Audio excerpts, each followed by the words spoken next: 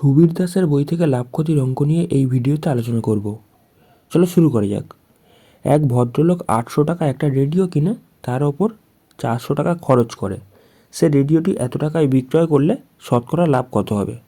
এখানে 800 টাকায় জিনিসটাকে কিনেছে, কেনার পরে 400 টাকা তার উপর ইনভেস্ট করেছে।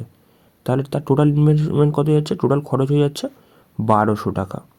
1200 টাকা খরচ করেছে এবং 1500 টাকা জিনিসটাকে বিক্রি করেছে। তাহলে লাভ কত হয়েছে? 300 টাকা লাভ হয়েছে। আর এই 300 টাকা লাভটা কত টাকার ওপরে হয়েছে? 1200 টাকার ওপরে হয়েছে। আর এটাকে পার্সেন্টেজে করলে আমাদের কী করতে হবে? 100 দিয়ে গুণ করতে হবে। সেক্ষেত্রে 300 দিয়ে এটা বেসিক্যালি 4 বার কেটে যাচ্ছে, 3 4 12, 4 দিয়ে কাটলে এখানে 4 25 100। তাহলে এখানে 25% প্রফিট হয়ে যাচ্ছে।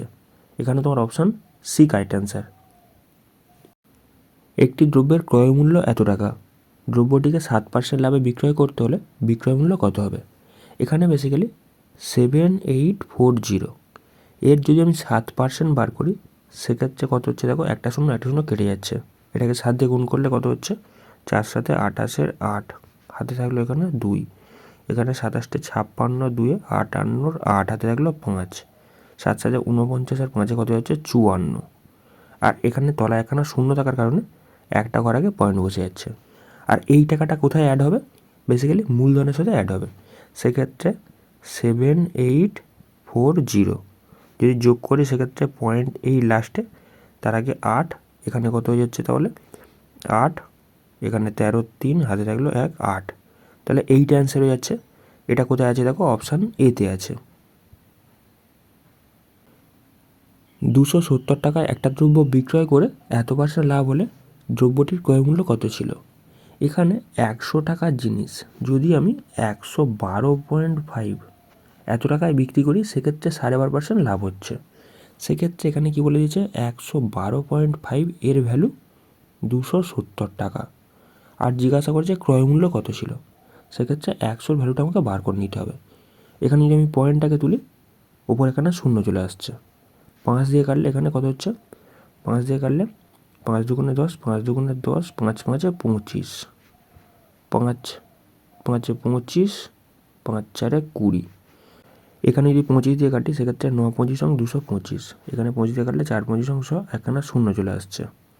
আর সেখানে যদি 9 দিয়ে কাটি 6 লং 54, সেক্ষেত্রে কত হয়ে যাচ্ছে? 4 6 24, 240 টাকা দাম হয়ে যাচ্ছে। এখানে তোমার অপশান এ কারেক্ট অ্যান্সার। একটি সাইকেল এত টাকায় কিনে কত টাকায় বিক্রয় করলে 15% ক্ষতি হবে? সেক্ষেত্রে আমি কী করব? এই 1400 টাকা যেটা দিয়েছে এর 85% বার করে নেব। কোনো জিনিস যদি বলে 20% ক্ষতি হয়েছে সেক্ষেত্রে সেই জিনিসটা কত পার্সেন্টে বিক্রি করা হয়েছে? 80%-এ বিক্রি করা হয়েছে। কীভাবে বার করলাম? 100 থেকে আমি 20 বিয়োগ করে দিলাম। ওই জিনিসটা এখানে অ্যাপ্লাই করছি। 15% ক্ষতির অর্থ কী? জিনিসটাকে 85%-এ বিক্রি করা হয়েছে। সেক্ষেত্রে যদি আমি এটাকে কাটাকাটি করি সেক্ষেত্রে দেখো এখানে দুখানা শূন্য কেটে যাচ্ছে। এখানে 5 14 70-এর শূন্য, হাতে থাকলো 7, 8 14 112, 112 আর সাথে কত হচ্ছে? 119। সেক্ষেত্রে তোমার অপশান সি কারেক্ট অ্যান্সার।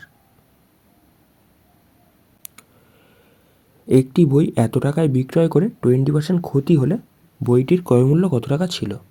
এখানে বইটার ক্রয়মূল্য যদি 100 টাকা থাকে তাহলে 20% যদি ক্ষতি হয় জিনিসটা কততে বিক্রি হবে? 80-তে বিক্রি হবে। তাহলে এই 80-র ভ্যালু কত বলে দিয়েছে? এখানে বলেছে 280। আর জিজ্ঞাসা করেছে আমাকে ক্রয়মূল্য কত ছিল। সেক্ষেত্রে 100-র ভ্যালু আমাকে জিজ্ঞাসা করেছে। একটা শূন্য কেটে গেল। এখানে দেখো 4 দিয়ে কাটলে 4 7 28, এখানে 4 দিয়ে কাটলে 4 দুগুণে 8, 2 দিয়ে কাটলে এখানে 5 দুগুণে 10, একখানা শূন্য চলে আসছে। সেক্ষেত্রে 5 7 35 আর একখানা শূন্য চলে আসছে। তাহলে এইটাই অ্যান্সার, অপশান ডি। এক ব্যক্তি এত টাকায় একটা বস্তু বিক্রয় করায় 11% ক্ষতি হয়। কত টাকায় বিক্রয় করলে 11% লাভ হবে? সেক্ষেত্রে 11% ক্ষতি হয়েছে।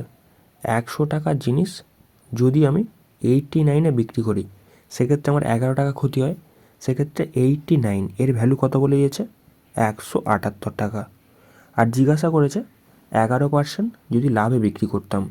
যদি আমি 100 দিয়ে গুণ করি সেক্ষেত্রে কী হয়ে যাচ্ছে? ক্রয় মূল্য পেয়ে যাচ্ছি। কিন্তু আমাকে এটা জিজ্ঞাসা করে না, আমাকে জিজ্ঞাসা করেছে 11% লাভে বিক্রি করলে সেটা কত লাভ হতো। মানে কত টাকা বিক্রি করতে হতো।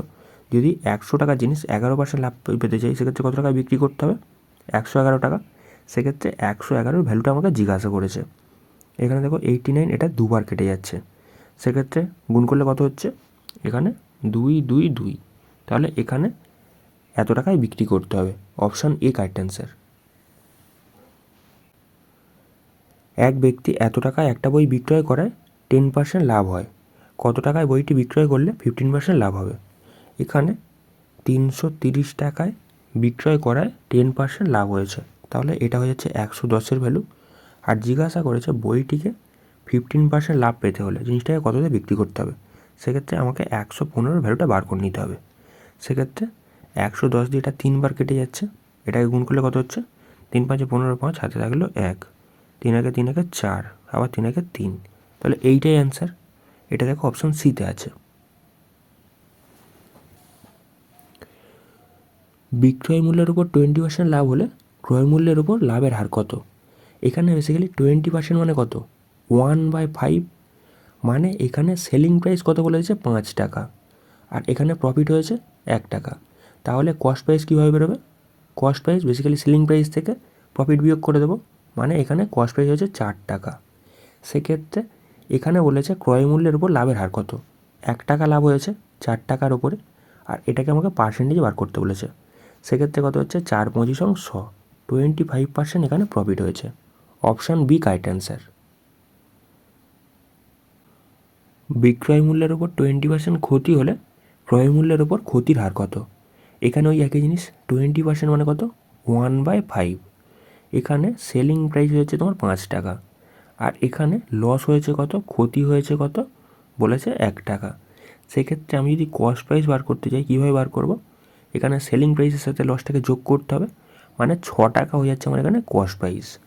এখানে 6 টাকার ওপরে 1 টাকা ক্ষতি হয়েছে, আর এটাকে আমাকে পার্সেন্টেজে বার করতে হবে। সেক্ষেত্রে কত অ্যান্সার? 16.23%, তাহলে এখানে অপশান এ কারেক্ট অ্যান্সার। ক্রয় মূল্যের উপর 20% লাভ হলে বিক্রয় মূল্যের উপর লাভের হার কত? এখানে ওই 20% মানে কত? এখানে 1/5, আর এখানে বলেছে ক্রয় মূল্যের উপরে, সেক্ষেত্রে সিপি হয়ে যাচ্ছে নিচে 5, আর এখানে প্রফিট হয়েছে কত? 1 টাকা। 1 টাকা এখানে লাভ হয়ে যাচ্ছে। সেক্ষেত্রে এখানে বিক্রয় মূল্যের উপর লাভের হার জিজ্ঞাসা করেছে। বিক্রয় মূল্য কীভাবে বেরোয়? সেলিং প্রাইস বেরোয় basically, cost price plus profit. সেক্ষেত্রে 6 টাকা হয়ে যাচ্ছে সেলিং প্রাইস, 6 টাকার ওপরে 1 টাকা লাভ হয়েছে, আর এটাকে আমাকে পার্সেন্টেজে বার করতে হবে। সেক্ষেত্রে 100 দিয়ে গুণ করে দেবো। সেক্ষেত্রে 100 যদি 6 দিয়ে ভাগ করি, 16.23%, এটা তোমার কারেক্ট অ্যান্সার, অপশান সি।